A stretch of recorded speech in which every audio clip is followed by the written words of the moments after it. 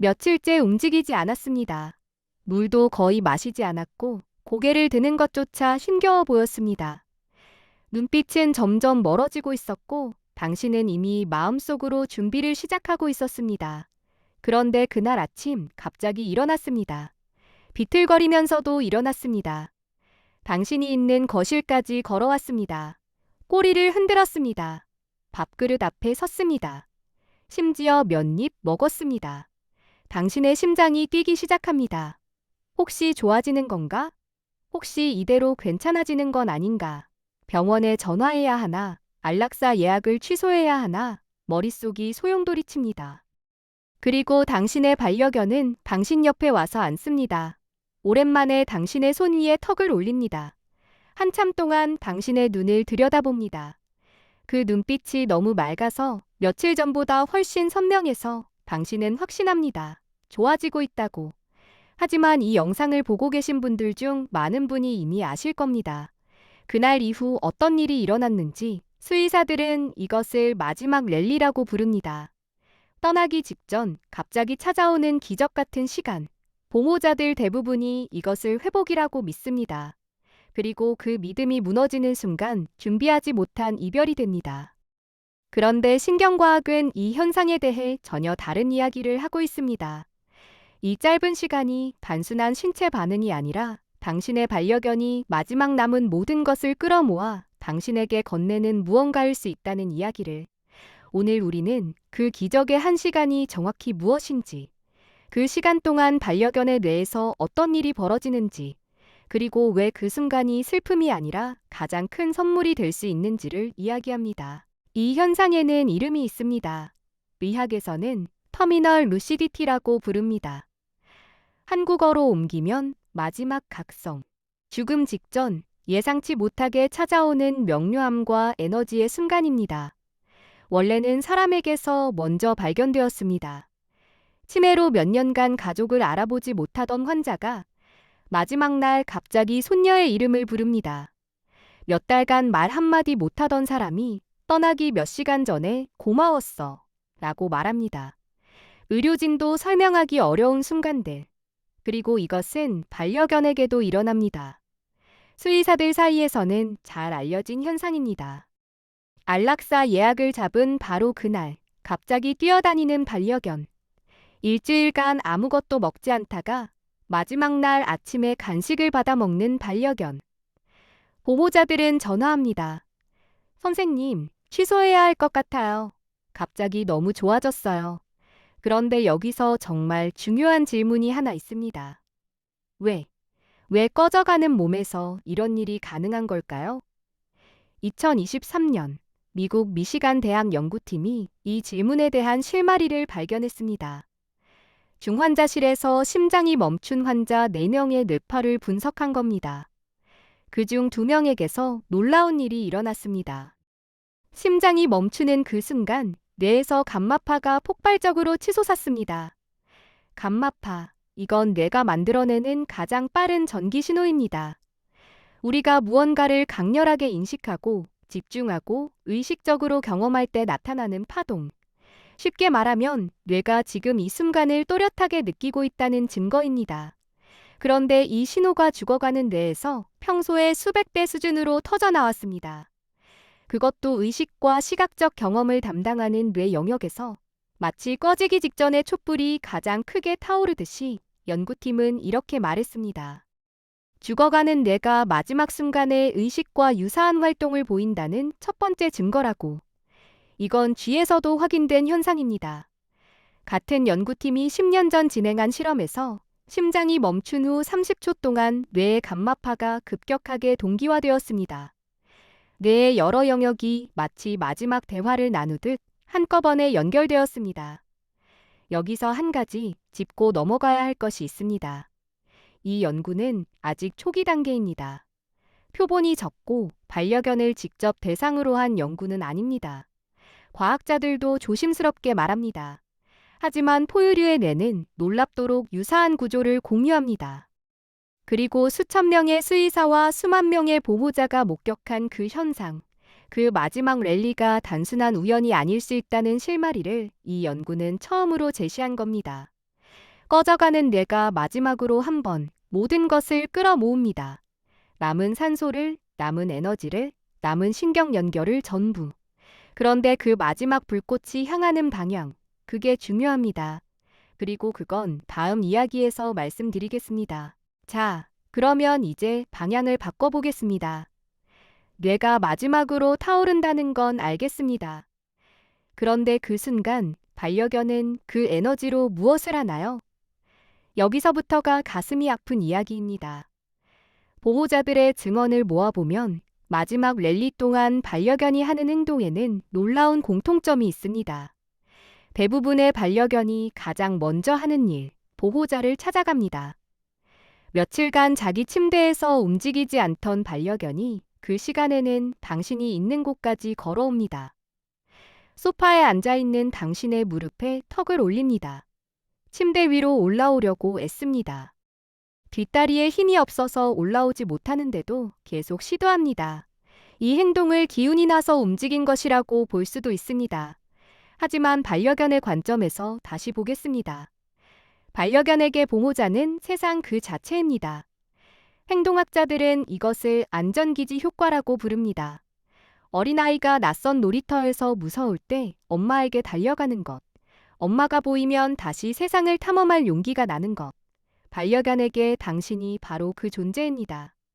천둥이 칠 때 당신 품으로 파고들었던 것, 동물병원에서 당신 다리기에 숨었던 것, 산책 중 낯선 소리가 나면 먼저 당신 얼굴을 올려다보았던 것, 전부 같은 원리입니다.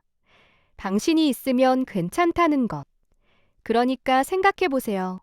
몸이 꺼져가는 그 순간, 이 아이가 마지막 에너지를 끌어모아서 가장 먼저 향하는 곳이 어디였는지 당신입니다. 밥그릇도 아니고 좋아하던 장난감도 아니고 현관문도 아닙니다. 당신이 앉아있는 그 자리입니다.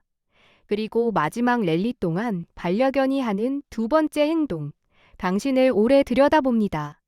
보호자들은 하나같이 이렇게 말합니다. 그날따라 유독 오래 쳐다봤어요. 그 눈빛이 뭔가 달랐어요. 말하고 싶은 게 있는 것 같았어요. 과학적으로 확인된 사실이 있습니다. 반려견이 보호자와 눈을 맞출 때 양쪽 모두에서 옥시토신이 동시에 올라갑니다.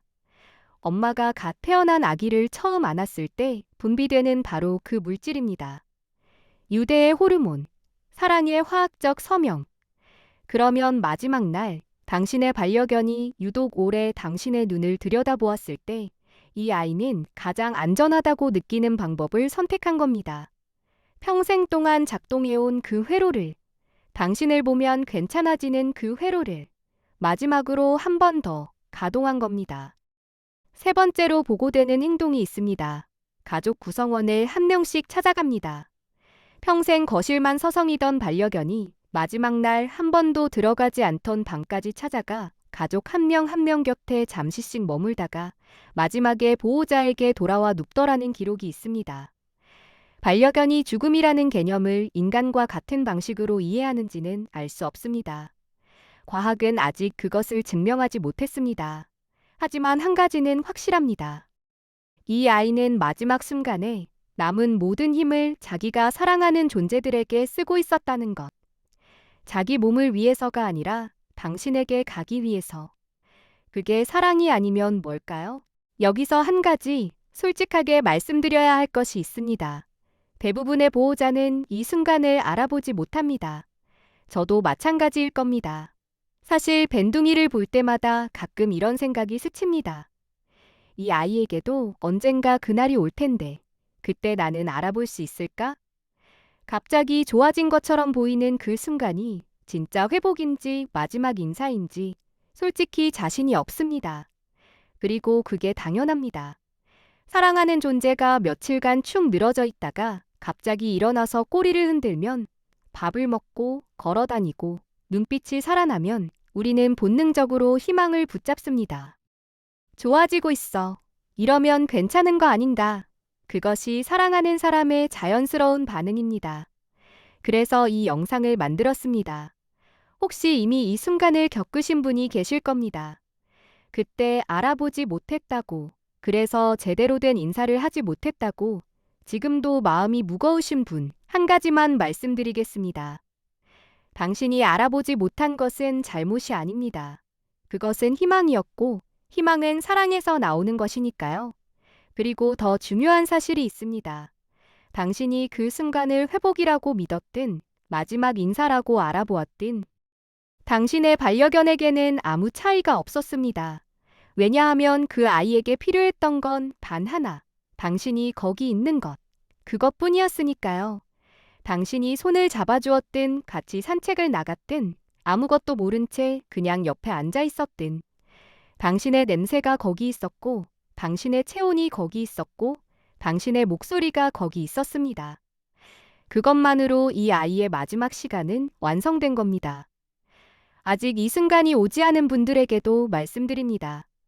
반려견이 오랜 투병 끝에 어느 날 갑자기 좋아 보인다면, 며칠간 먹지 않던 아이가 갑자기 간식을 받아먹는다면, 무리해서 당신에게 다가와 오래도록 당신을 올려다본다면 그 순간을 두려워하지 마세요. 슬퍼해야 할 시간이 아닙니다. 아직 아닙니다. 그건 이 아이가 당신에게 주는 시간입니다. 마지막 산책을 할 수 있는 시간.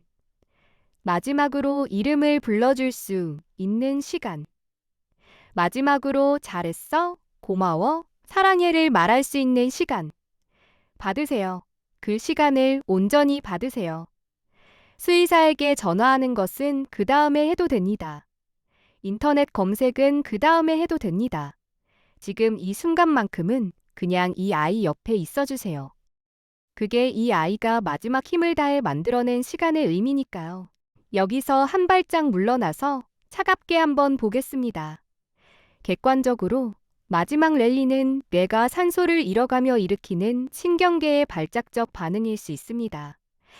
아드레날린이 마지막으로 분비되며 일시적으로 근육에 힘이 돌아오는 것일 수 있습니다. 생물학적으로 보면 꺼져가는 시스템의 마지막 오작동, 그렇게 볼 수도 있습니다.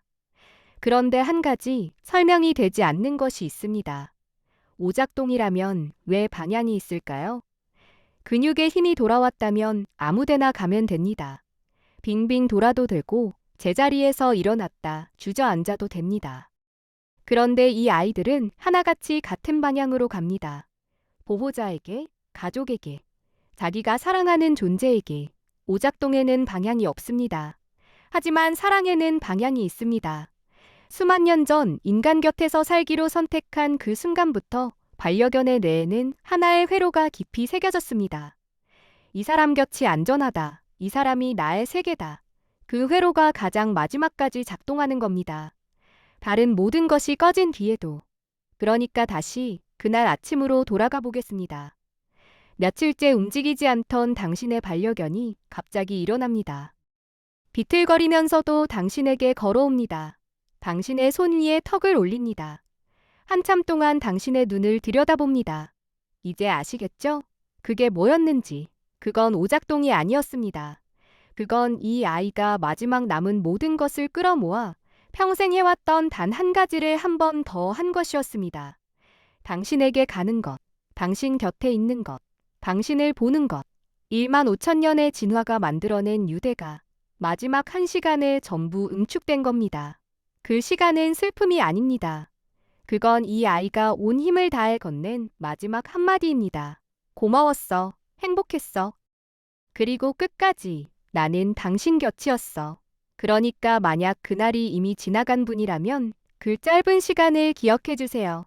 그 순간 당신 옆에서 꼬리를 흔들었던 그 모습을, 당신을 올려다보던 그 눈빛을, 그게 이 아이가 남긴 가장 마지막 문장이었습니다.